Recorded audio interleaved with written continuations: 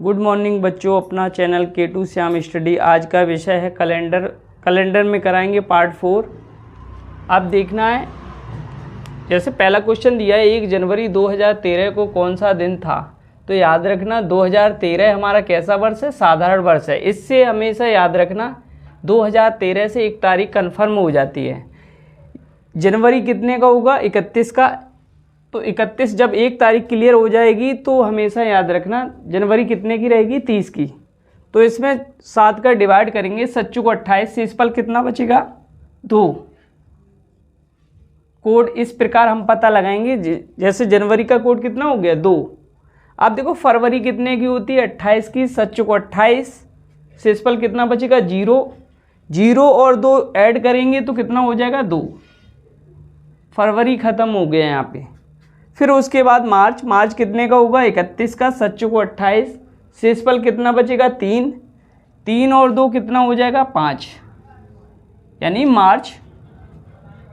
अब उसके बाद अप्रैल कितने का होगा, 30 का। 7 का डिवाइड करेंगे, 7 को 28 कितना बचेगा, 2 और 5 कितना हो जाएगा, 7 में 7 का डिवाइड करेंगे तो इस पर कितना बचेगा, 0। तो यहाँ पे 0 लिख लेंगे। मई कितने का होगा, 31 का होगा। 7 को 28 से इस पर कितना बचेगा, 3 और 0 जोड़ेंगे तो कितना रहेगा, 3। उसके बाद जून कितने का होगा, 30 का। 7 को 28 से इस पर कितना बचेगा, 2 और 3 कितना हो जाएगा, 5। जुलाई कितने का होगा, 31 का।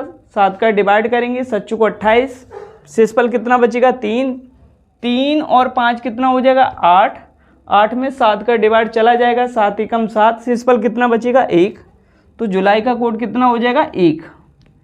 इसी प्रकार अगस्त कितने का होता है, 31 का। 7 को 28 से इस पर कितना बचेगा, 3 और 1 कितना हो जाएगा, 4।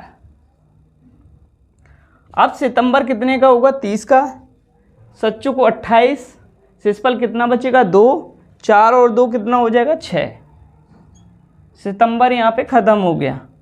और उसके बाद अक्टूबर कितने का होगा, 31 7 का डिवाइड करेंगे, 7 को 28 कितना से इस पर बचेगा, 3, 6 और 3 कितना हो जाएगा, 9 में 7 का डिवाइड चला जाएगा, 7 एकम 7 से इस पर कितना बचेगा, 2। तो अक्टूबर का कोड 2 हो जाएगा। नवंबर कितने का होता है, 30 का। 7 का डिवाइड करेंगे, 7 को 28 से इस पर कितना बचेगा, 2 और 2 कितना हो जाएगा, 4 लिख देंगे यहाँ पे। दिसंबर कितने का होता है, 31 का। 7 का डिवाइड करेंगे, से इस पर कितना बचेगा, 3 और 4 कितना हो गया, 7 में 7 का डिवाइड चला जाएगा तो इस पर कितना बचेगा, 0। इस प्रकार हम कोड यानी निकालेंगे। अब ये याद रखना, कभी भी शताब्दी आ जाए, जैसे यहाँ पे दिन निकालना हो तो शताब्दी में 400 से भाग देंगे, शेषफल से मतलब होगा। वर्ष में 7 से भाग देंगे, शेषफल से मतलब होगा। लीप वर्ष में 4 से भाग देंगे, इसमें भागफल से मतलब होगा। दिनों की संख्या में 7 से भाग देंगे, शेषफल से। जैसे अभी यहाँ पे बताया था 31, जैसे 30 का दिन है तो 7 को 28 इस प्रकार 7 का भाग दिया, शेषफल ही से मतलब था इसमें। इसी प्रकार ये दिन में शेषफल 0 बचे तो रविवार बताना, 1 बचे तो सोमवार बताना है, 2 बचे तो मंगलवार, 3 बुधवार, 4 गुरुवार, 5 शुक्रवार, 6 शनिवार। अब याद रखना है इस टाइप से, जैसे हमने 400 का किसी शताब्दी में डिवाइड किया, अगर 100 शेषफल बचता है तो याद रखना उसकी जगह 5 लिखना है। अगर 200 शेषफल बचता है तो हमेशा 3 लिखना है। और अगर 300 शेष बचे तो 1 लिखना है, और 400 शेष बचे तो 0 लिखना है। तो इसी प्रकार हमने क्या बताया, जैसे इसमें क्वेश्चन बोला गया 1 जनवरी 2013 को कौन सा दिन था। तो याद रखना जो 2013 से हमने क्या बताई, एक तारीख कन्फर्म हो जाती है। जैसे शताब्दी का मतलब ये होता है, जैसे लास्ट के 2 अंकों में डबल 0 लगाओ, इसे बोलेंगे शताब्दी। तो इसमें 400 का हम डिवाइड करेंगे, 400 का डिवाइड करेंगे कितनी बार जाएगा, 5 बार, और ये पूरा कट जाएगा। तो 400 का डिवाइड जब पूरा चला जाए तो सबसे पहले शताब्दी देखना। तो शताब्दी में शेषफल कितना बचा है, इसमें कुछ नहीं, तो यहाँ पे लिखेंगे 0। और उसके बाद हमें क्या देखना है, वर्ष।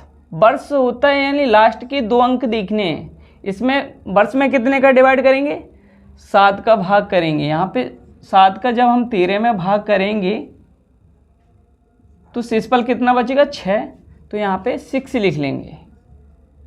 और उसके बाद फिर हमें क्या, लीप वर्ष से मतलब है। उसके बाद हम लीप वर्ष यानी 4 का डिवाइड करेंगे, किसमें, लास्ट के 2 अंकों में। कितनी बार जाएगा, 3 बार। शेषफल कितना बचेगा, 1। अब यहाँ पे शेषफल से मतलब नहीं, हमने क्या बताया, लीप वर्ष में हमेशा भागफल से मतलब होता है। तो यहाँ पे हमने क्या बताया, 3। और फिर बट्टे में कितना लिख देंगे, 7। हमने क्या बताया, इसी से पूरा क्लियर हो जाता है। उसके बाद पिछले महीने का कोड, क्योंकि जनवरी से पहले कोई कैलेंडर नहीं बना, यानी जनवरी पहला दिन माना जाता है। तो यहाँ पे कितना हो, 6 और 3 कितना हो जाएगा, 9। 9/7। शेषफल कितना बचेगा, 2, यानी मंगलवार। इस प्रकार क्वेश्चन किए जाएंगे।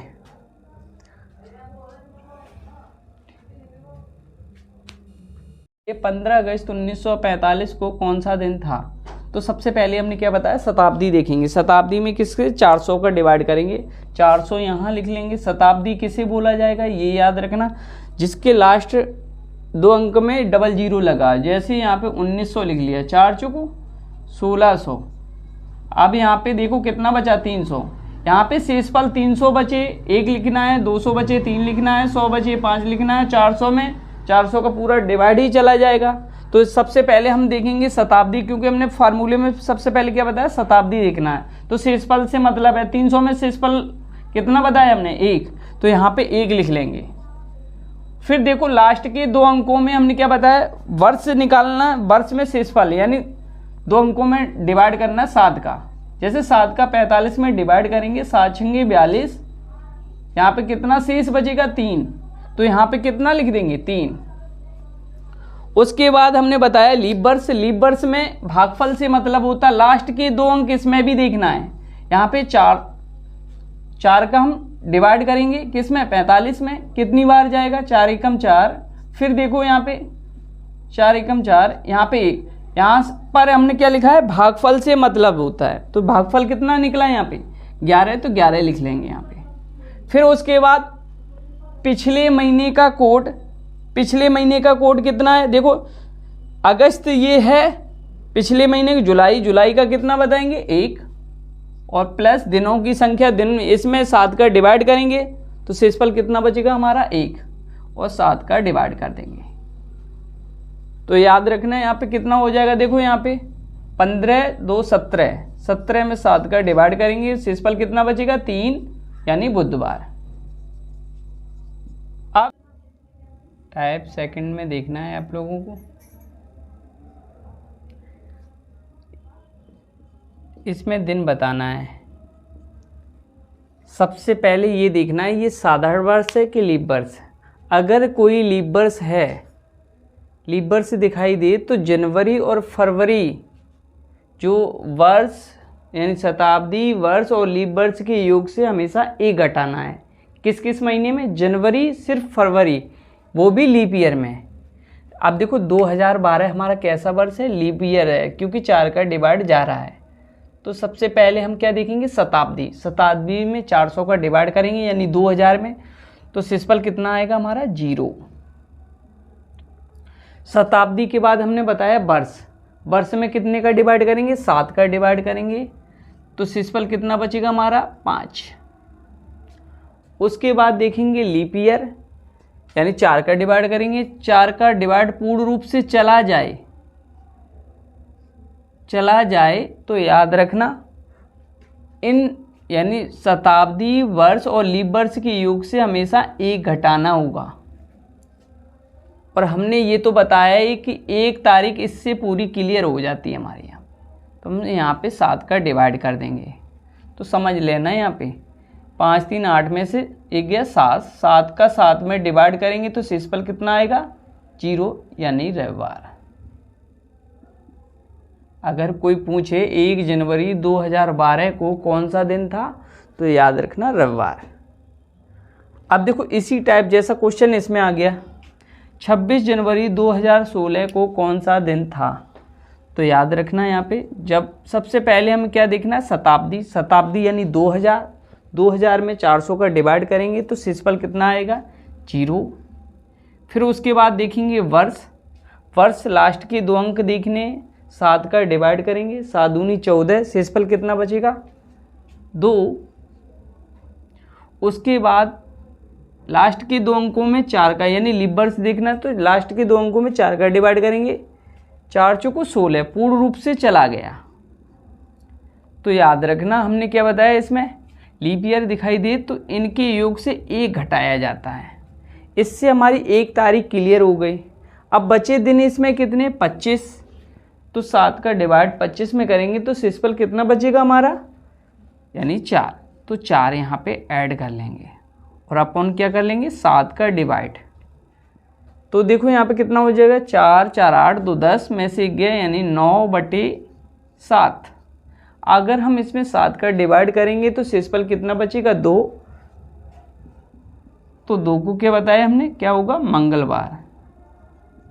अगर कोई सप्ताह का प्रथम दिन पूछे तो क्या बताओगे, सोमवार। और दूसरा दिन पूछे तो क्या बताओगे, मंगलवार। अब देखो 10 फरवरी 2024 को कौन सा दिन होगा, कौन सा दिन होगा। अब देखना यहाँ पे सबसे पहले हमने क्या बताया, शताब्दी देखेंगे।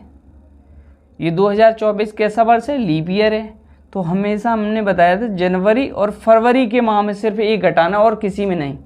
तो देखना यहाँ पे सबसे पहले देखेंगे शताब्दी। शताब्दी में 400 का डिवाइड करेंगे, पूर्ण रूप से चला जाएगा, शेषफल कितना बचेगा, 0। उसके बाद वर्ष लास्ट के 2 अंकों में 7 का डिवाइड करेंगे, 7 × 21, शेषफल कितना बचेगा, 3। तो 3 लिख देंगे यहाँ पे।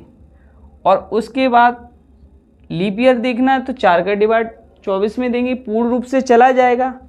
तो समझ लेना उसमें से -1 और किया जाएगा। इससे हमारी 1 तारीख कन्फर्म हो गई। फिर उसके बाद हमने ये बताया फरवरी से पहले क्या आता है, जनवरी। जनवरी का कोड कितना बताया हमने। तो उसके बाद दिनों की संख्या यानी 7 का डिवाइड करेंगे तो शेषफल कितना बचेगा, 3। तो 3 लिख देंगे यहाँ पे, बटे में कितना लिख देंगे यहाँ पे, 7। अब देखना यहाँ पे 6 3 9 9 5 कितना हो जाएगा, 14। 14 में से 1 गया, 13। 13 में 7 का डिवाइड करेंगे, शेषफल कितना बचेगा, 6 यानी शनिवार। इस टाइप से तुम्हें याद रखना है। जैसे 15 अगस्त 1930 को कौन सा दिन था। तो याद रखना हमने सबसे पहले देखेंगे शताब्दी। शताब्दी में 400 का डिवाइड यानी 1900 में 400 का डिवाइड करेंगे तो कितना बचेगा, 300। 300 में हमने विषम दिन कितने बताए, 1। उसके बाद वर्ष देखना, वर्ष में 7 का डिवाइड करेंगे, 7 को 28, शेषफल कितना बचेगा, 2। उसके बाद हमने क्या बताया, लीप ईयर। लीप ईयर में हमने क्या बताया, 4 का डिवाइड कितनी बार जाएगा, यानी भागफल से मतलब होता है 7। उसके बाद हमने क्या बताया, जुलाई का कोड कितना है हमारा, 1 लिख लेंगे। फिर दिनों की संख्या में डिवाइड करेंगे, 7 दूनी 14, शेषफल कितना बचेगा, 1। अपॉन में कितना लिख देना, 7। देखो यहाँ पे कितना हो, 7 3 10 2 12, 12/7, शेषफल कितना बचेगा, 5। दिन क्या बताएंगे, शुक्रवार।